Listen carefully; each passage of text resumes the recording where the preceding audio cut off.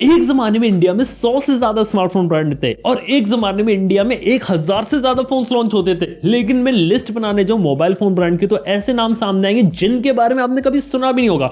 जैसे एग्जांपल दो, कभी iWoomi का नाम सुना है? यार इस ब्रांड के बारे में भी किसी ने नहीं सुना। ऐसे काफी सारे ब्रांड्स थे लेकिन सभी ब्रांड यहाँ पे खत्म हो गए। लेकिन इस वीडियो के अंदर मैं ऐसे कुछ फोन ब्रांड के बारे में बात करने वाला हूं आप लोगों से जो ऐसे होंगे जिनके बारे में आपने सुना होगा, हो सकता है इनके फोन्स भी यहाँ पर देखे हो, शायद इनमें से कोई ब्रांड यहाँ पे अपना कमबैक भी कर ले, क्या पता। चलिए वीडियो को स्टार्ट करते हैं, लेकिन पहले सब्सक्राइब लाइक सब लोग आप पहले कर लीजिए। जो ब्रांड यहाँ पे हमारे सामने वो है Huawei और Honor।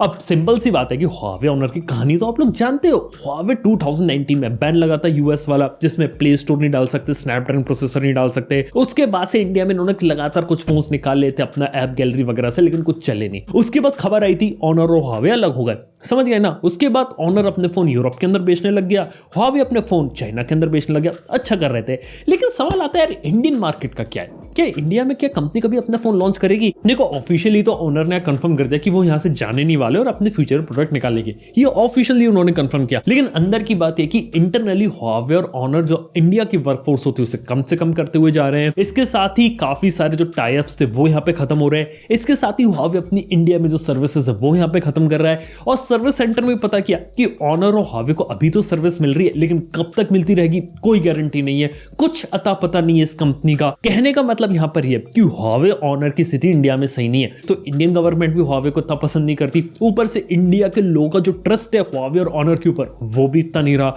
और वो एक बहुत बड़ी प्रॉब्लम है यहाँ पे। ऊपर से बात करें तो ऐसा कोई प्रोडक्ट मार्केट में उन्होंने नहीं निकाला जो अपने आप से स्टैंड आउट भी कर सके, जो कि कह सके यार Honor इस फोन को इंडिया में लाया जाए। तो यार इन कंपनी के पास ऐसा कोई भी एक रीजन नहीं बचता कि अपना फोन इंडिया में निकाले। हाल फिलहाल कुछ एक्सेसरीज हो गए, वेरेबल्स हो गए, कुछ चीजें हैं मार्केट में, लेकिन कब तक चलती रहेंगी कोई गारंटी नहीं है। और मेरे हिसाब से तो इस कंपनी से जितना आप दूर रह सके उतना सही है। बस अनऑफिशियल रूप से कंपनी बाहर हो चुकी, बस ऑफिशियली कब बाहर होने वाले हैं इसके बारे में बस इंतजार ही कर सकते हैं, क्योंकि अगर इन्हें सच में कमबैक करना होता ना तो अभी बहुत अच्छा टाइम था। 5G रिलेटेड अनाउंसमेंट कुछ ना कुछ तो करते।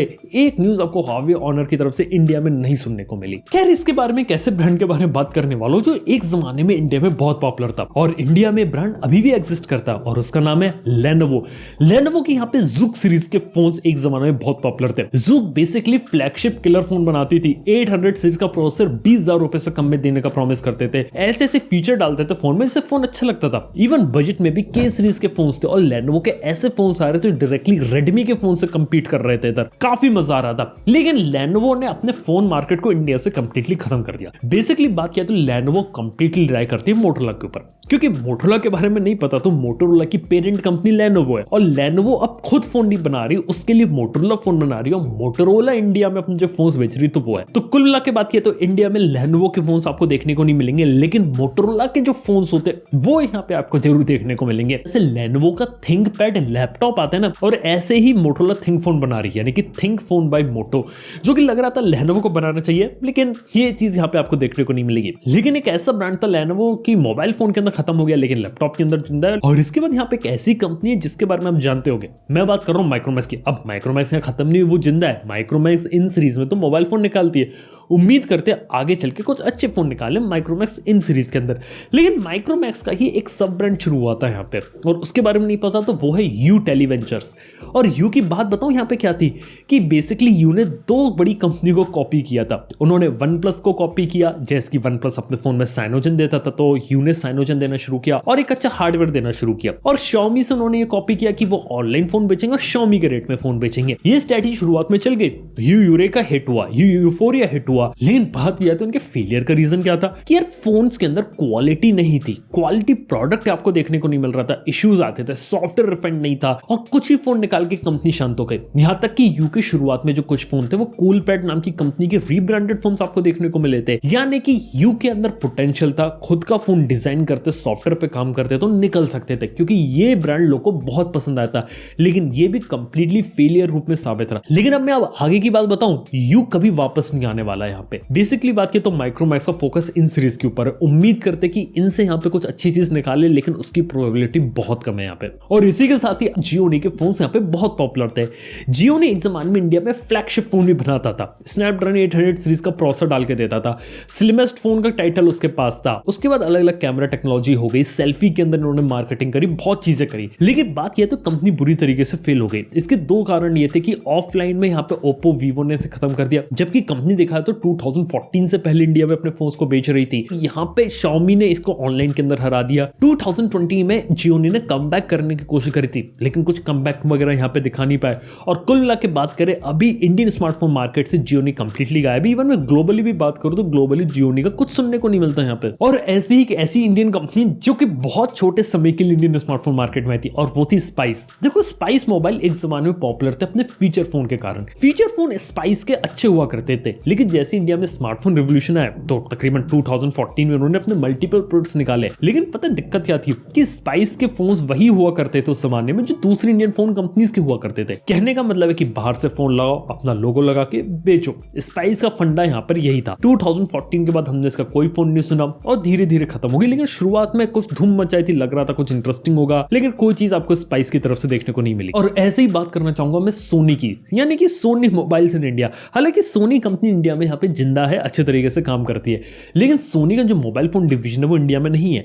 सोनी के जो एक्सपीरिया फोन्स होते हैं वो आपको बाहर यूरोप के अंदर देखने को मिलते हैं। पीछे का रीजन सिंपल सा कि एक्सपीरिया फोन्स अब आम जनता के लिए रह नहीं गए। एक्सपीरिया फोन्स अब वीडियोग्राफर, फोटोग्राफर, जो नीश ऑडियंस होती है ना उसके लिए, और इसीलिए सोनी के फोन्स प्रीमियम होते हैं, टेक्नोलॉजी ज्यादा होती है और सिर्फ स्पेसिफिक ऑडियंस के लिए। और इंडिया में अगर सोनी एक्सपीरिया अपना फोन लेकर भी आ गए, पहली बात कीमत बहुत ज्यादा होगी, उस कीमत पे लोग उस फोन को लेना पसंद नहीं करेंगे। और जिन लोगों के लिए फोन बनाया गया वो मार्केट नॉन एग्जिस्टेंस इंडिया पे, जितने भी प्रोफेशनल फोटोग्राफर, वीडियोग्राफर से वो सोनी के मोबाइल के ऊपर इतना ज्यादा रिलाय करते नहीं है। इसलिए ये जो चीजें यहाँ पे इंडिया में एग्जिस्ट नहीं करती, इसलिए बाहर उस मार्केट को क्रैक करने की कोशिश कर रही है सोनी। उम्मीद करते हैं कि इंडिया में भी अगर प्रोडक्ट्स लाए तो वो बाहर से एज इट इज सेम उठा के नहीं लाएंगे, इंडिया के लिए शायद अलग तरीके से डेवलप करे, लेकिन उसके होने की प्रोबेबिलिटी यहाँ पे काफी कम है। और ऐसे ही बारी आती है एक और कंपनी की, जो कि है पैनासोनिक, जो कि Japanese company. Panasonic feature phone वाले मार्केट में चलती थी। एक जमाने में फीचर फोन में देखा जाए तो इसके जो सैमसंग के जो फोन्स आते थे उसके साथ ये डायरेक्टली कंपीट करती थी।